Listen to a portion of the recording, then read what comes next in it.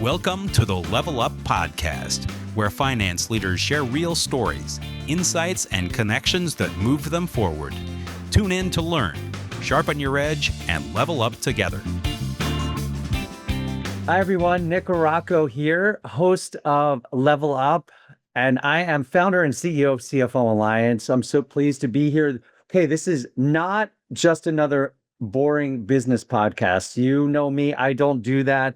Level Up is where the most forward-thinking leaders in business and finance and from the CFO Alliance community and beyond come to share what it's really like to lead in today's, I guess I'll call it unpredictable world. That's an understatement, I think. Each episode, I get the opportunity, privilege, and blessing to sit down with CFOs, finance executives, and business and industry leaders who are redefining what leadership really looks like by stepping up, leaning in, and leveling up. These are not theory-driven interviews. They're raw, they're real, and they're packed with insights you can really use, bring back with you, and apply to what you're doing each day.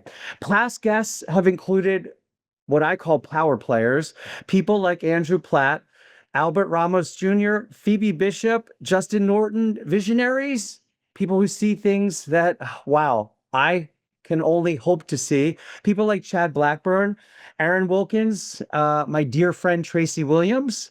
So if you're a finance, business, and industry leader navigating change, challenge, or opportunity, this is your podcast. So take a listen. So today, I'm joined by Leslie Griffith. Leslie Griffith spent nearly 2 decades climbing the ranks at Chickasaw Nation Industries before landing the CFO chair. Proof that sometimes the best path up is straight through. Okay? Tune in to hear how a Deloitte audit kid, that's right, a Deloitte audit kid became the finance chief. You like that play? This will be fun. I promise you. Okay. So I'd be remiss if I didn't tell you that Level Up is proudly brought to you by Oracle NetSuite, the #1 cloud ERP trusted by thousands of high-growth, finance-led companies around the world. NetSuite gives CFOs and finance leaders real-time visibility, automation, and control across their financials, operations, and planning so they can lead with confidence and scale with speed. Oracle NetSuite is also a proud and longtime global partner to CFO Alliance, supporting our shared mission of empowering finance leaders to drive strategy, build resilient teams, and deliver next-level impact. More than 1,500 of our CFO Alliance members run their organizations on NetSuite. So if you're serious about building a modern finance function that keeps pace with your business today in this ever-changing world and environment, NetSuite is your platform. Learn more at netsuite.com. All right, so now let's dive in. As you know, listeners, I get the opportunity to meet some very fascinating finance leaders who are part of this community. So Level Up fam, buckle up for this one. My guest today did not jump from company to company chasing titles. Okay, I'm going to start there because I've had a lot of really interesting people, and she is interesting as well. She did something more impressive. Okay, she leveled up from the inside. Okay, one promotion at a time for almost 2 decades at the same organization, but not an organization that didn't change, an organization that changed a lot. I want you to meet Leslie Griffith, CFO of Chickasaw Nation Industries. Leslie's story starts where a lot of great finance careers do, in the trenches of audit at Deloitte Touche, counting beans and learning the fundamentals the hard way.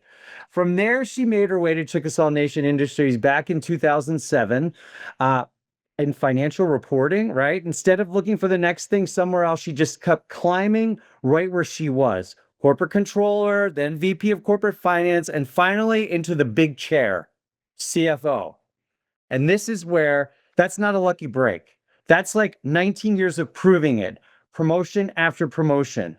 She's a CPA and Oklahoma State grad and living proof that the fastest way up isn't always the flashiest. Sometimes it's just putting in the work year after year until the organization, hey, has no choice but to say, this is the person we hand the keys to. So if you're wondering what it actually looks like to grow into a CFO seat from the ground floor instead of parachuting in from the outside, you're going to love this conversation. Let's get into it, Leslie. Welcome to Level Up. Thank you so much, Nick, for inviting me and allowing me to be part of Level Up. I'm excited to visit with you over this next few minutes and let you pick my brain, and we'll see what may or may not come out. Well, I mean, did I get the story right? Is my first, because That's a really good rendition of the story, actually. And for all intents and purposes, it really is. Especially certainly not having talked to you or coached you or any of those things. Great job. All right, thank you. And I do pride myself on trying to dig into the background on my own and just try to interpret it. So I'm glad I was somewhat accurate, but I really love interviewing and spending time with my guests and members of our community to really get the story told firsthand by you individually. So let's go back in time, Leslie. Let's think about the catalyst for you getting into this career path to begin with. What's the trigger moment, the earliest moment in time where you were like, I think I may like this. I think might like this career path. Something had to really turn your attention towards accounting and finance to begin with. What was that? For me, I am a first generation college grad in my Me as family. well. Yeah. And so therefore, when I was trying to figure out how to go to college and how I was going to pay for it and what I was going to do, I being pragmatic, and somewhat stereotypical of an accountant, as I've learned, the idea of, okay, what career can I go into that I can always have a job, I'll make a solid living, those types of things. And so I was like, let's try accounting. I will tell you first and foremost, I am really bad at math. Okay. Hey, actually, maybe that's something our listeners need to hear. I'm really bad at math. And so while I have great friends who are also in the field who started as math majors and converted, that was not me at all. And my argument is accounting is not math. Yeah. And especially not now in our society with technology the way it is. And I will tell you, my math has done nothing but plummet. The more technology does for me, but I still have to know fundamentally what I'm trying to get to and the ability to create the formula, but I don't have to be good at math. And I'm not today. Still not good at math. So I know at the time, Oklahoma State, which I am a proud OSU Cowboy, they had an excellent accounting school. And I thought this seems like a win-win for me. And so that's when it started. And, I had some great classes that kind of intrigued me and enlightened me, but I was pushing through. I was on a tight timeline scholarship wise for my 4 years. So 4 and done was all I had at the time. But then when I took the job with Deloitte, and public accounting was, of course, what I wanted to do because that's what you did, right? That's still important. I tell young, accounting professionals, students who are going into this field, if you have an opportunity to go public, do. If you look on job boards today for even C-suite, they like you to have public experience. Yeah. And the reality is they don't care if it was 5 minutes of public experience. Basically, they want you to have some requisite public experience. That is where I fell in love with accounting.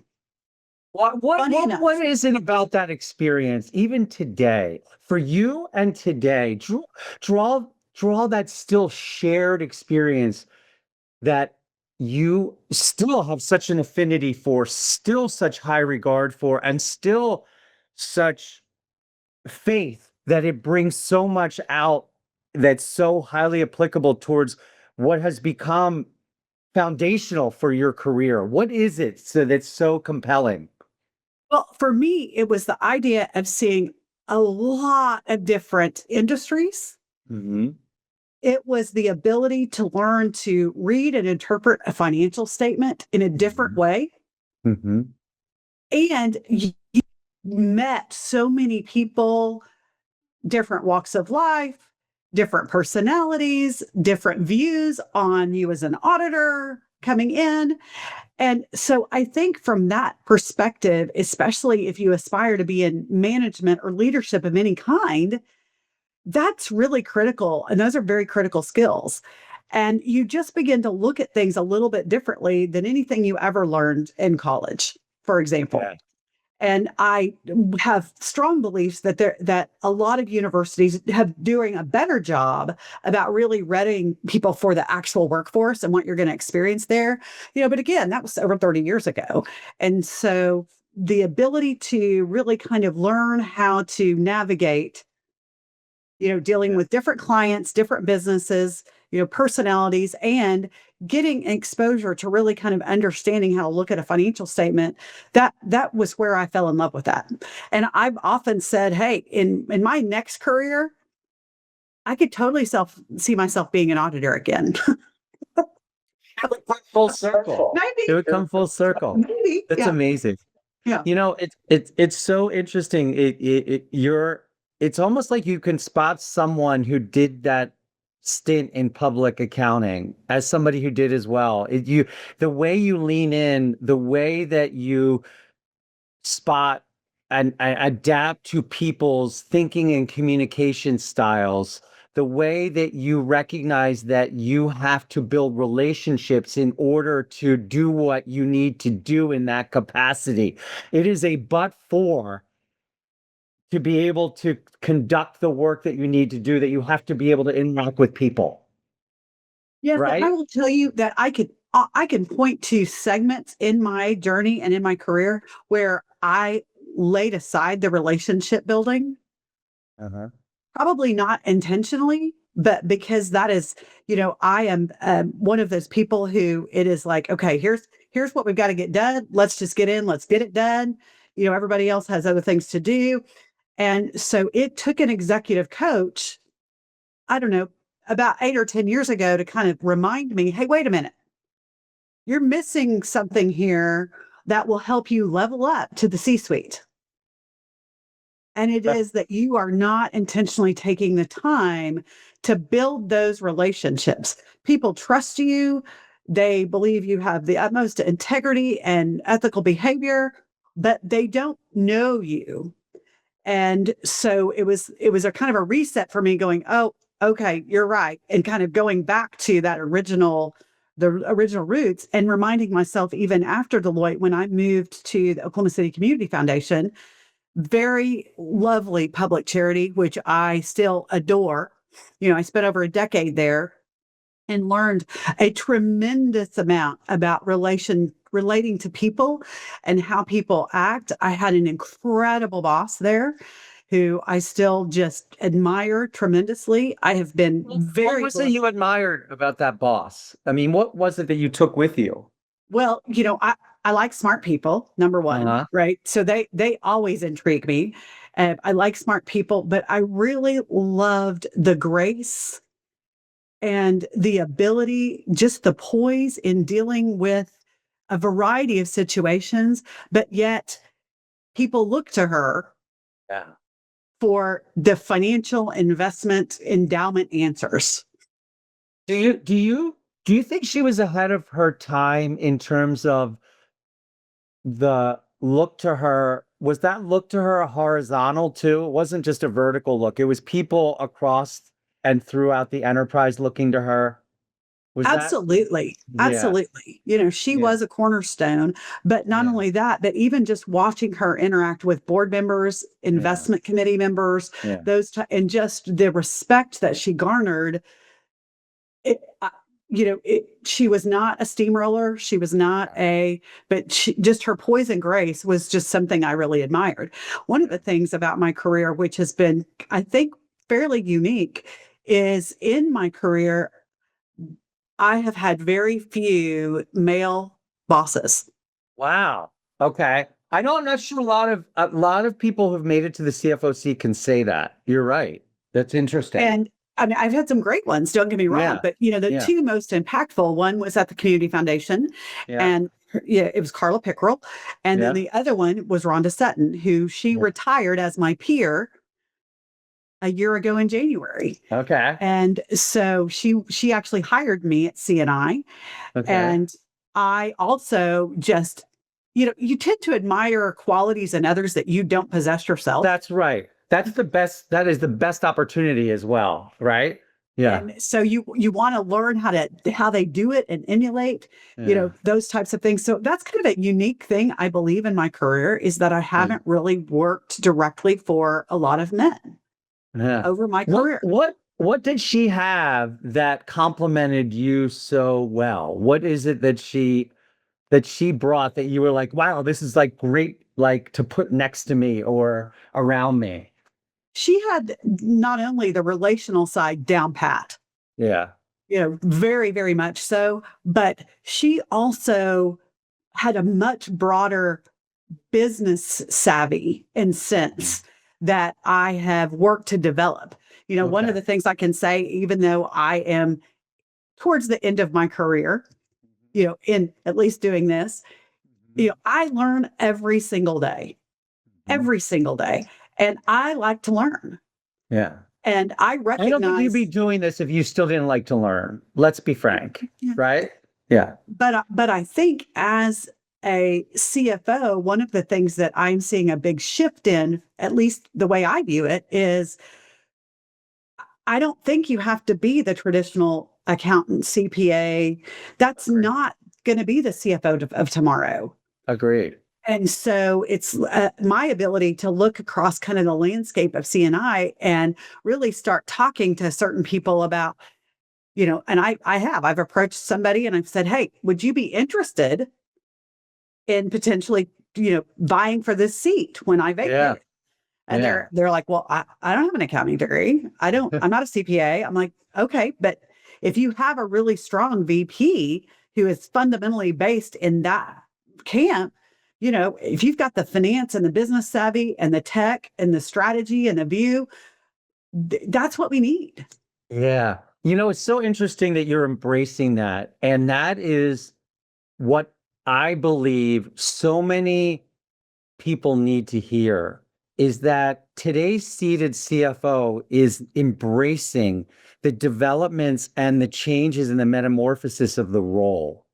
We're not holding it back. We're inviting its continued development. People like yourselves who've helped define that seat are now further transforming it to increase its agility and decision impact, and also continuing to make sure that as businesses and industries transform, that finance has the opportunity to continue to have its greatest opportunity to really truly accelerate the growth and performance of the businesses it's lead and serve, with the CFO seat truly being that most impactful spot. I can't sit here and report on the backward looking results. The fundamentals are critical. Yeah. Understanding GAAP, being able to do the financials, being able to speak Yeah. that language, all of that is a critical piece. Yeah. However, you can have a partner who can come along and fill that piece for you, Yeah. as long as you're willing to put in the work from a business perspective to look at it like a business owner. Yeah. Where do you think finance leaders and CFOs are underestimating the disruption that have come our way right now? I mean, we have so many things coming at us: tech, AI, capital markets, talent, let alone all of the issues in the, regulatory and geopolitical environments. We have all this other stuff coming at us. Where do you think we may be underestimating some of the challenges coming at us? I can really speak primarily for CNI, Yeah.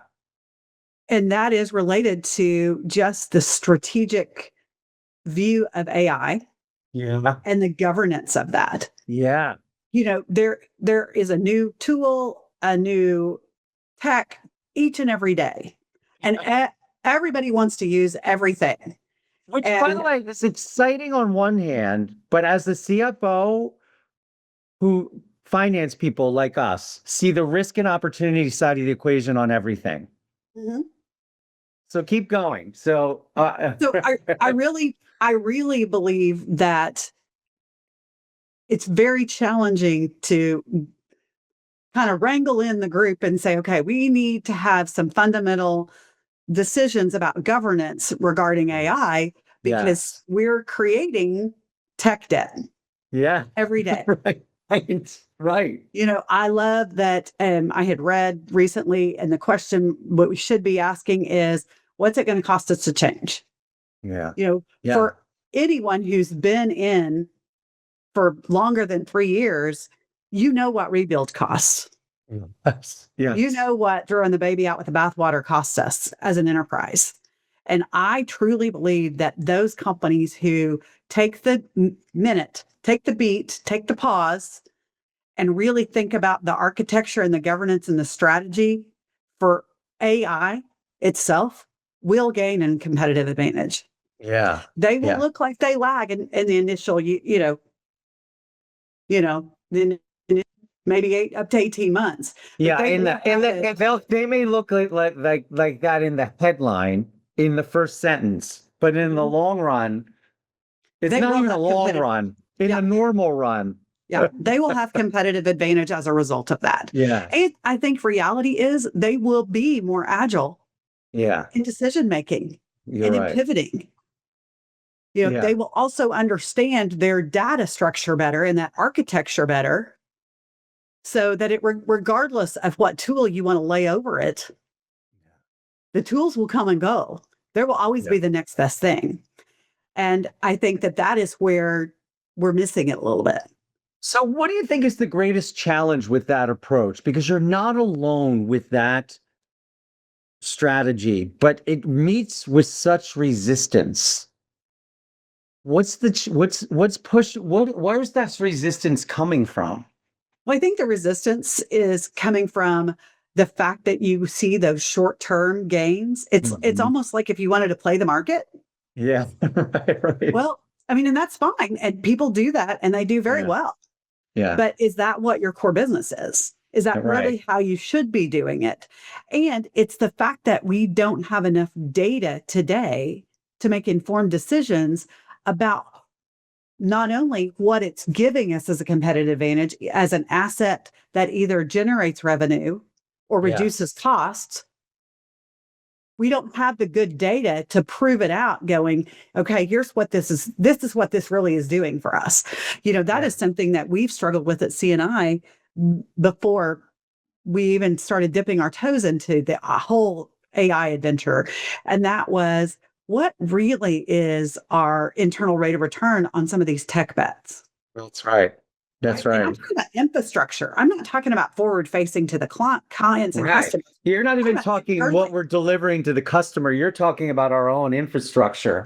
Right. And that's another thing I think we have a disconnect, especially depending on the type of market you're in and what you're doing. Yeah. And that is that what we're doing for the customer and what we're able to sell, especially as a kind of professional services business, we're not then utilizing for ourselves. There's a big disconnect in the forward-facing operators and developers and BD and salespeople who are doing that back to our back office team, and so we're trying right now to help kind of reorganize in a way that we can kind of combine the two.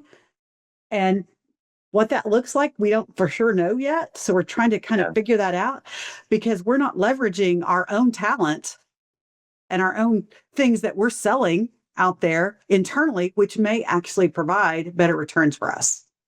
So, it's interesting. I was talking to a small group of our members about all of this, which is, I feel like we talk about constantly. And we started talking about attitude and mindset. And we started talking about the term overreaction and extreme. And we started saying it feels like we're living in a mindset of reacting too quick, overreaction and markets and people reacting too quickly and not letting anything breathe. Yeah, no, agreed. And that is very challenging. Yeah. Because you breathe too long and you miss it all together. Yeah. Yes. And so there is some market timing there that is very nuanced. Yeah. And then, like you said, if you overlay some of the geopolitical and the regulatory things, especially given the last 2 years and just the huge switchbacks we've seen. Yeah. Swings. And it's a big challenge to make decisions. And one of the things that I've been working on and trying to help my board better understand is, what is the acceptable risk of loss? What is the piece of the portfolio that we can basically take those bigger bets on, but it's a very small piece of the pie? Yeah. Knowing we may make the wrong decision, but we don't want to sit too long without making any decision. Leslie, how have you effectively sought and won alignment in this type of environment in this day and age around decision making? Because it's very difficult. The CFO role and the opportunity and responsibilities have increased in terms of scope and role and influence and decision making. And at the same time, it's become increasingly difficult to map towards and win stakeholder alignment in this environment as well. And we've seen CFO you've had great tenure in your respective organization, but we've seen CFO tenure drop dramatically, less than 3+ years in the respective role. And a lot of that's due to lack of alignment. What's your tactic on alignment, knowing you've got a lot of key stakeholders as well? Think about that term stakeholder, right?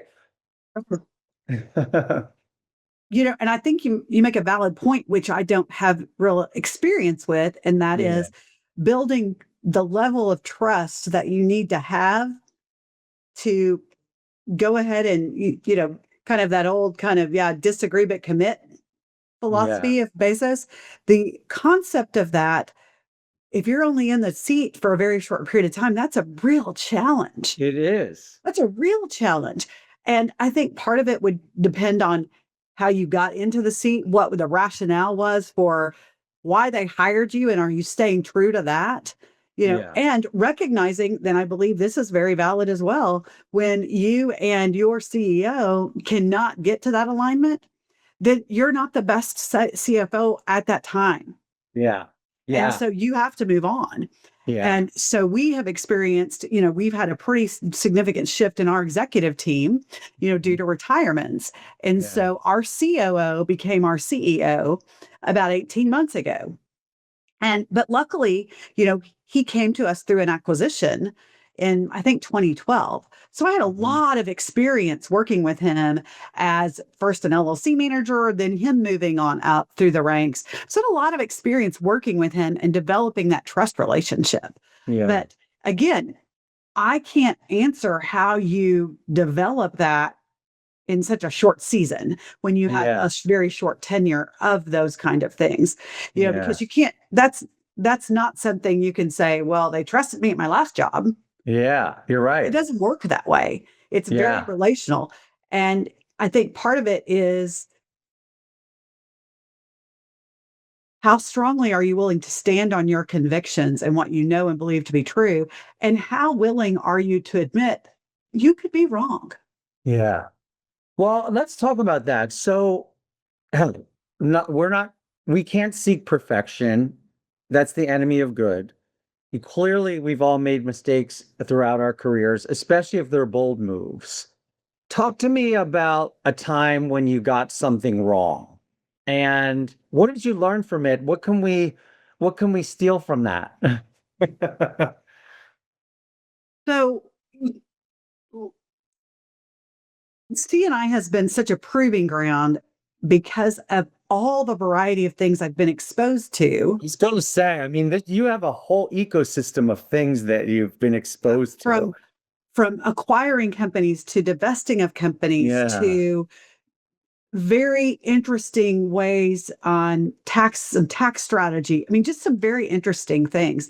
And, I feel like I'm pretty vocal about, I don't know. I don't have experience here. Let's go figure out who does, and let's try to cobble together something and figure it out.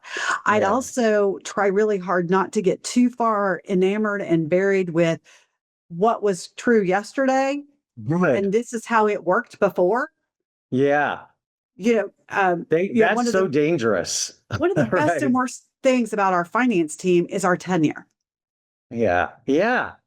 I could see that. It's hard to reinvent yourself when you've slogged through the highs and lows for decades, right? I mean, it's hard to have a fresh take on how we might do something. Yeah. But I will tell you that, and we had an issue with some minority owners, and we bought them out. But the buyout, the way it was structured, we had to do some valuation and some things like that. And, it was a very nuanced project. And in hindsight, I should have handled a couple of things differently with our independent valuation experts. Yeah. But, and we molded over, we talked about it as an executive team. We were trying, and basically I was not willing to take the risk. Yeah. Yeah. I chose to take the very conservative viewpoint, and I think it cost us more money. Yeah. Materially more money for us. Yeah. And I would do it different the next time. I may be wrong the next time. Yeah. But I think I have learned that, it's hard sometimes to assess a risk when you don't feel like you have enough of the information or qualifications in order to make that assessment. Yeah. And so because I am so risk averse as a general rule, that at that point in time, had a different CFO been in the seat, I think the outcome, we could have saved ourselves some money. So with that in mind, when you're thinking about the next CFO, what's one capability you think that next CFO is going to need that most don't have today?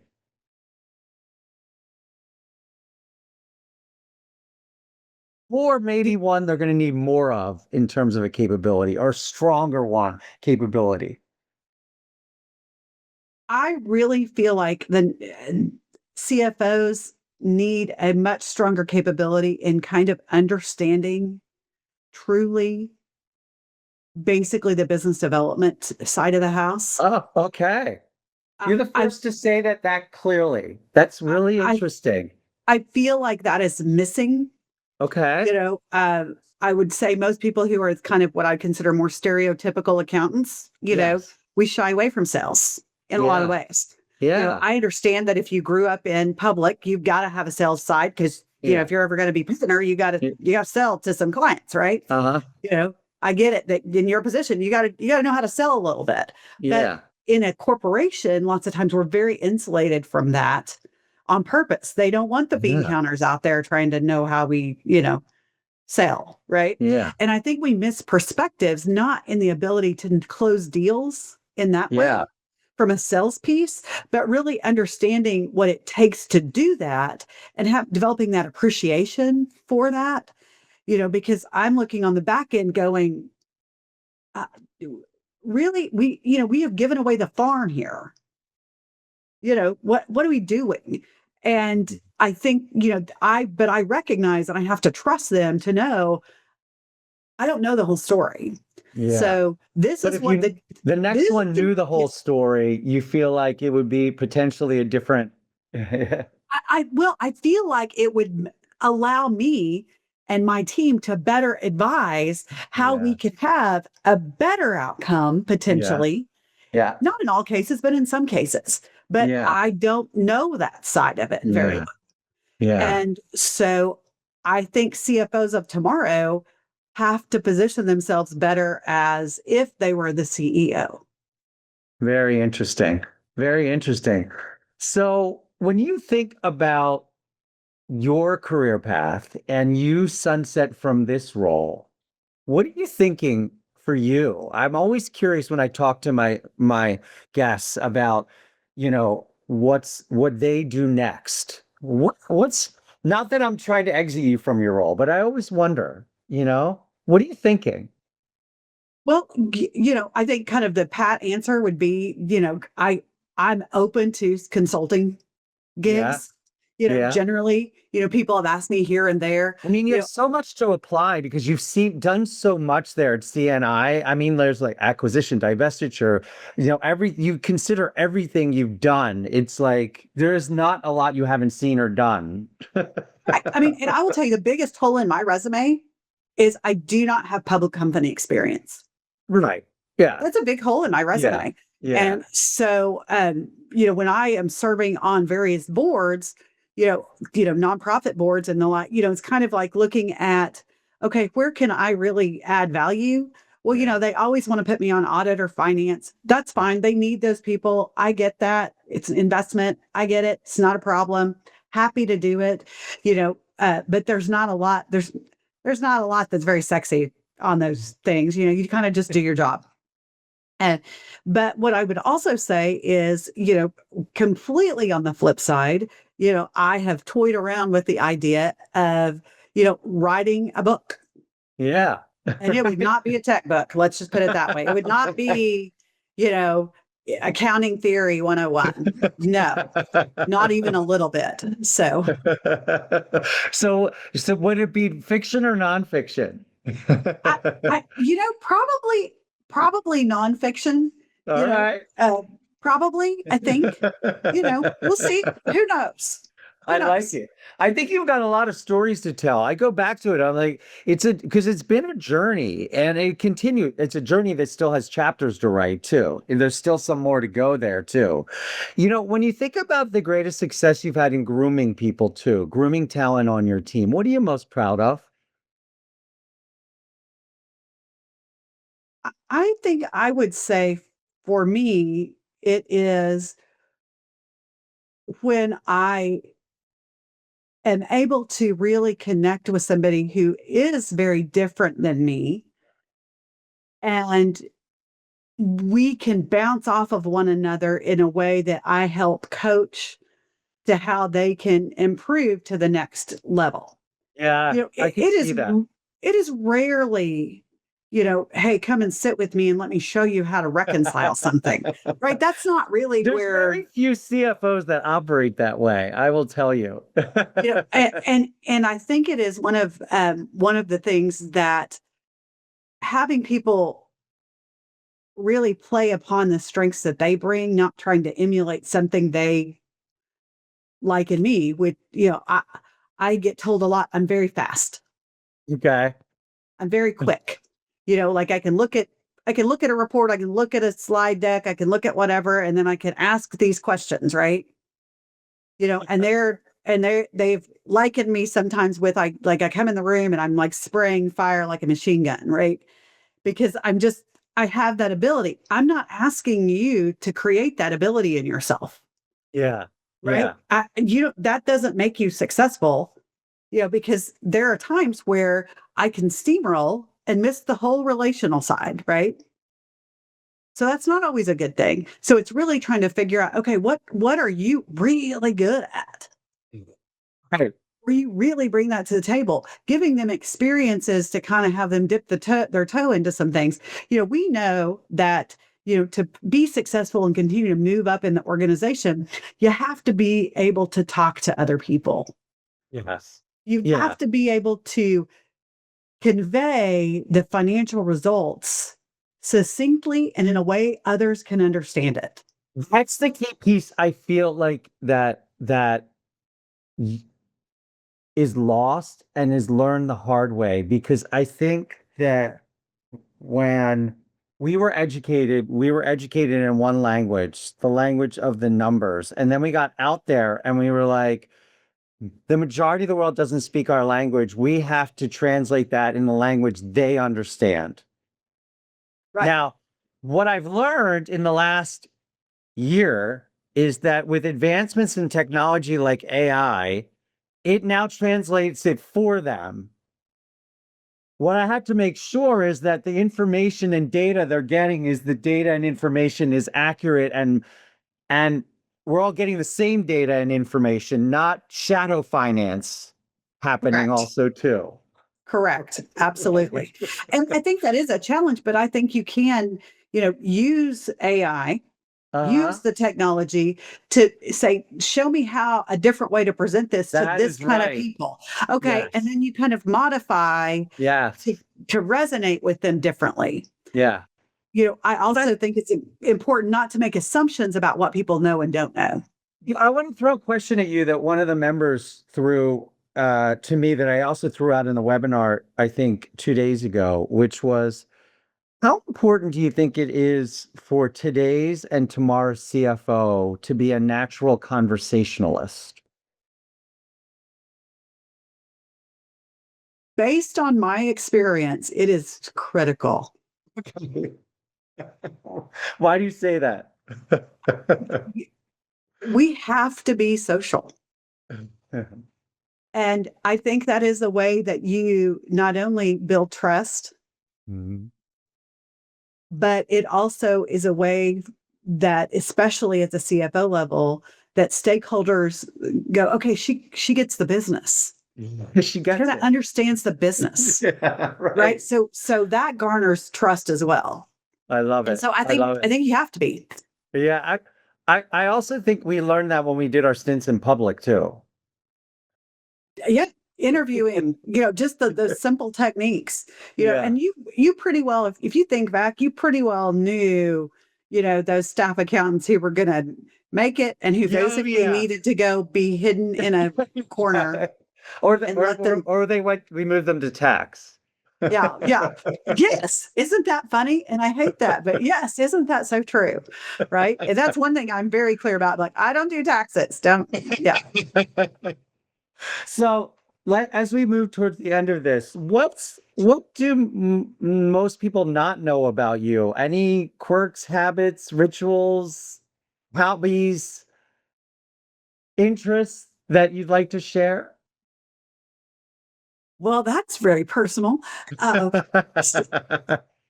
Or I could ask it another way. What's the most wildest or most unexpected thing you've done outside of work? Well, I can tell you, listeners, that was a very long pause. She either has a long list of litany of things and she's trying to pick the safest one. I have, even though I born and raised and continue to live in the same not so small town any longer in Oklahoma, I've never lived very far from here other than my little journey up to Stillwater, Oklahoma, America for college, so in all, I'm not well traveled. I'm not, haven't had a lot of those different diverse experiences, but, I had quite an adventure and I have a very beautiful life. And probably the biggest adventure that I have embarked on is I got married less than a year ago. Wow. So there you go. Congratulations, by the way.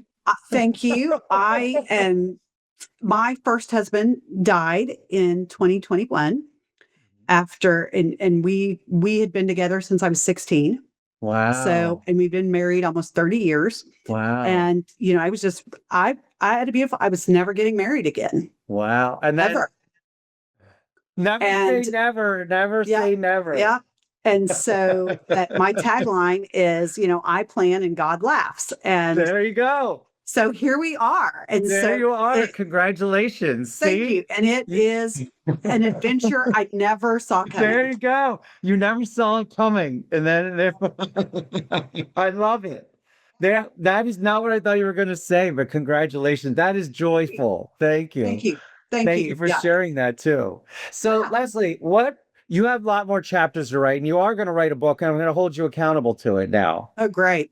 Okay. So listeners, we're going to hold Leslie accountable to that. So we meet quarterly, Leslie and I. So by next quarter, I'm going to say how far into the book. No, I'm not going to hold you to say how far. Do you have the concept down is what I'm going to hold you accountable to. Okay.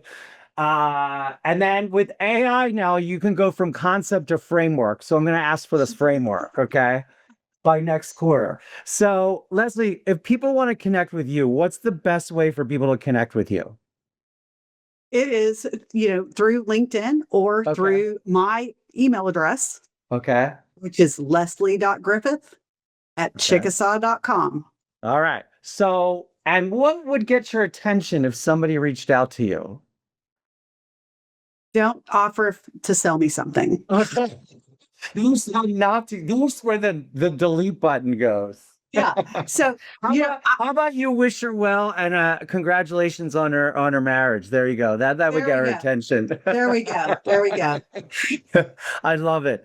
Leslie, it's been an absolute pleasure. This is why we do the Level Up series, to hear what is really happening in the CFO role, how people like you are making their next plays. I love the fact that you are continuing to invest in defining what leadership is like in yourself. I mean, like, it's real, and that's the cool part. And I get the pleasure to learn day to day from CFOs who are living it from you. So thank you for sharing some of it, just some of the story with us today. I feel like it flew by. And promise me you'll continue to share more in this community. Make me that promise. And thank you again so much, Nick, for just the invitation. And, again, very excited to be part of the CFO Alliance and the good work that you're doing and continuing to improve, engage, and develop, basically connection.